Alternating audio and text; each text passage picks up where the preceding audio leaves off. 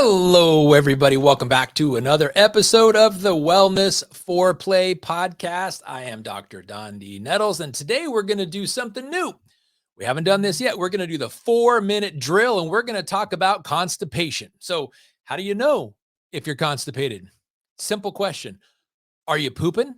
And if the answer is no, you may be constipated. Did you know that according to the National Institute of Diabetes and Digestive and Kidney Disorders, that constipation is the number one gastrointestinal problem that people go to doctors for, literally. And this is the interesting statistic. 16% of adults are constipated and 33% of adults over the age of 60 are constipated. So I think it's about time we did a 4-minute drill. So what are the things that lead to constipation? Number one, dehydration. Number two, lack of fiber in your diet. Number three, lack of movement. Those are the three most common things. Now, you can have also microbiome issues, bacterial issues. You're not digesting properly. But here's the situation. According to the National Institute of Diabetes and Digestive and Kidney Disorders, what is the normal bowel function? Between 3 times a week and 3 times a day, you're going number two. Think about that. Where else have you ever heard the normal range between 3 and 21? It's nonsense. 3 times a week is not normal. It is absolutely not normal unless you only eat 3 meals a week. So let's talk about it. The frequency of meals is the frequency of bowel movements 24 hours later. So in other words, if you had 3 meals a day yesterday, you should have 3 bowel movements today.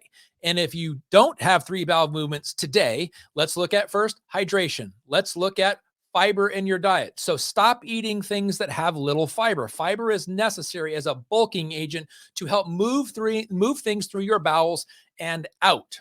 Okay. So what are some things? Cheese, for example, dairy, meats, candy, sodas, things like that. 0 fiber, really tough to digest. You get constipated. So drinking water. Did you know human beings are the only species of animal that drink anything other than water? We drink all kinds of things. No other wild animal out there, except the ones that humans control, drink anything other than water. And we tend to drink everything else but water. So water, hydration, very important. We talked about it previously. 50 to 75 ounces of water for every 100 pounds of body weight, and you're doing great. You're hydrated. Now let's talk about foods that contain fiber, like nuts, like whole grains, like berries. How about strawberries? How about raspberries? How about blackberries? Lots of fiber in there. How about apples and pears and plums? How about broccoli?